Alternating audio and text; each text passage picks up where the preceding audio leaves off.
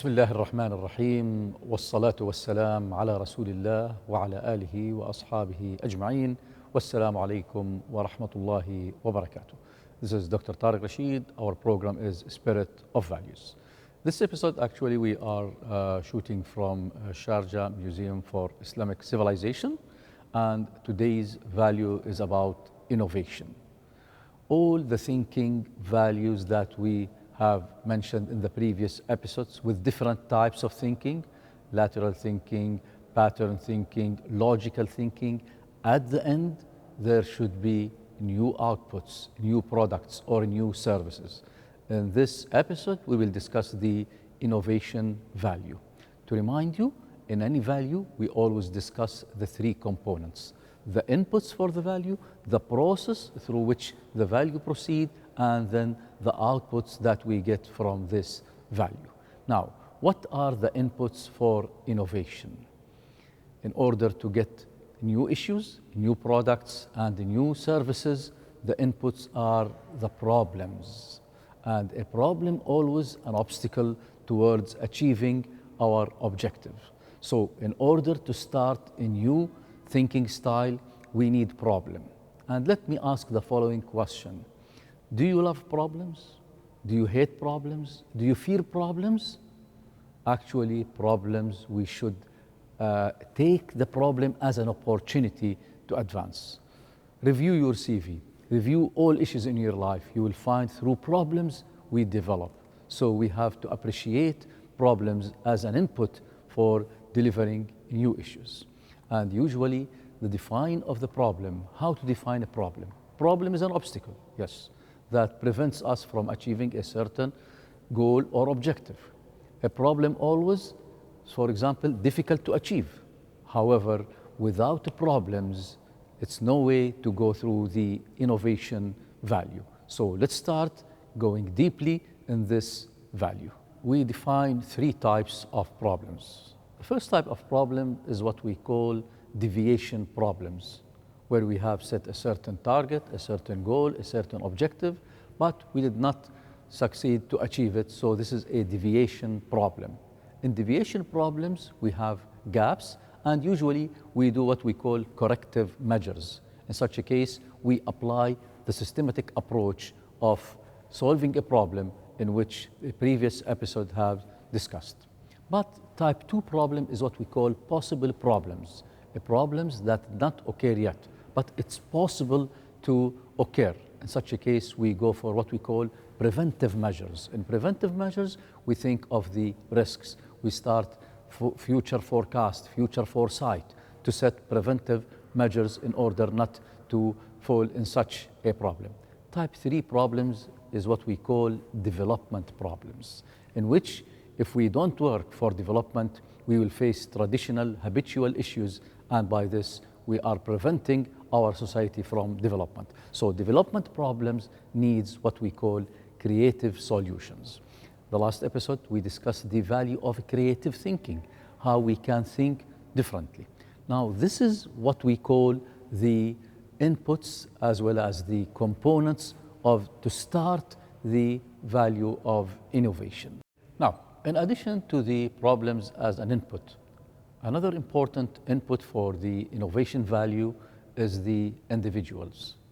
Actually, there are some competencies for some people who will help them to create new ideas. What are the main 4 competencies for individuals having the ability to innovate? First is what we call fluency, and fluency in 2 aspects. Mental fluency, where we can create several ideas at a certain time, and what we call language fluency, or in linguistics, where we have lots of vocabulary that will help, for example, authors, poems, etc., to get new issues by writing. But in innovation for products and services, we need what we call thinking fluency, in which we can create several ideas with a limited time. The second competency is flexibility. We have to be able to move from one idea to another idea. When we face some problems, we can adapt, we can change. So flexibility is highly needed in innovation. The third competency for people who can actually give us a new innovation is what we call expansion. The ability to start from a small idea, then we expand, then we go for larger concepts supporting this value.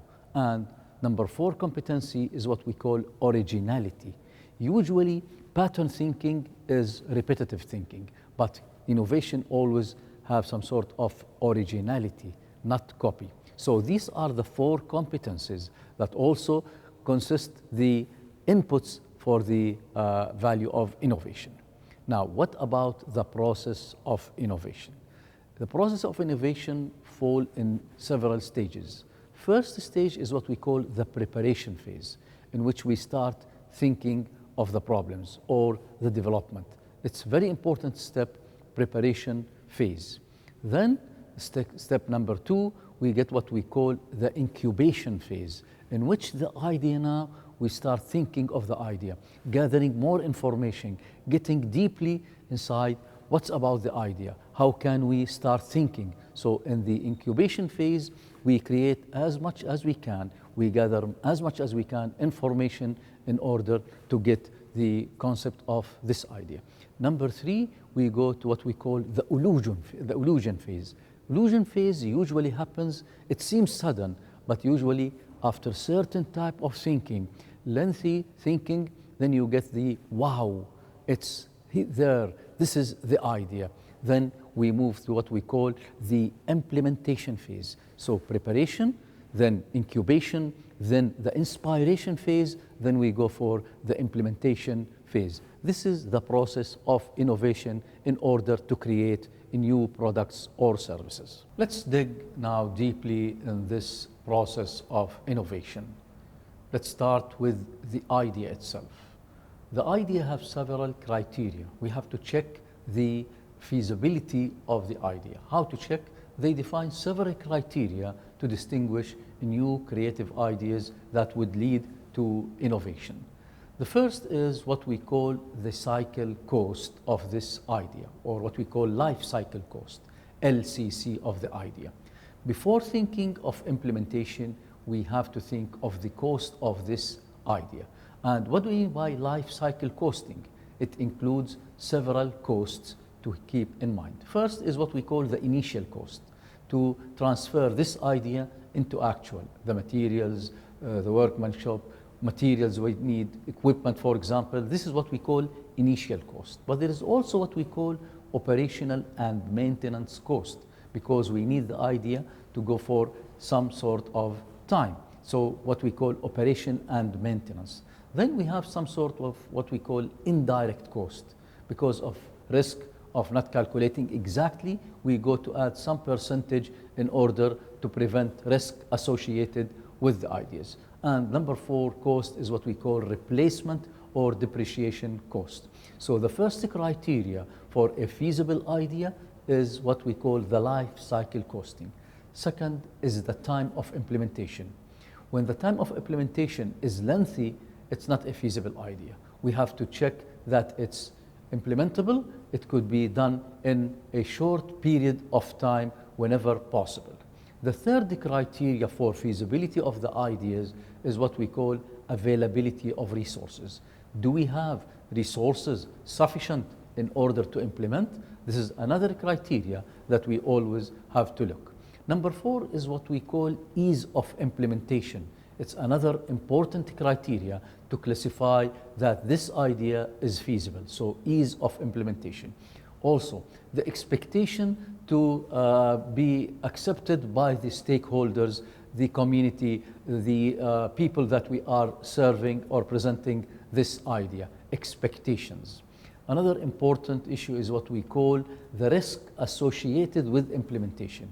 We have to look, study, are there several risks, some risks, and how can we adapt? And one important criteria, sustainability, which means we need a creative, innovative idea that would lead some sort of sustainable products or sustainable services. Then we evaluate all these criteria together. And when we have several ideas, we filtrate in a matrix to check which one is that can satisfy the full criteria and then we choose the best idea to start. This is called the feasibility of the idea. Then when we take the idea, we develop the idea, then we make testing for this idea, and then we start announcing this idea to make sure that we are in the right track of innovation. Let's also look into what we call the eyes of innovation: idea, infrastructure, implementation. These consist the main concept of innovation. Idea contributes to 10% only of success, while implementation carries the 90% of importance for innovation. Because what's the use of having a creative idea without implementation? It's useless. Because of this, they said the concept of idea is just 10%. And we have to look for the idea itself. We will go for what we call the information, the feasibility of the information, the completeness, the correctness of the information before transferring into the implementation phase. And usually, if we have a very high level creative idea, we go for what we call the intellectual rights for this idea. So this is for the idea. Infrastructure includes the support from the industry, from the society that we are working in, the incubation prospect, as well as the investment in this idea is the infrastructure, then the implementation. In the implementation, we need to create an action plan. We set resources, we set tables for timing, resources, finance, and then we start the implementation phase. So when we combine the idea with perfect infrastructure and excellent implementation, we get the innovation that we need to help our societies.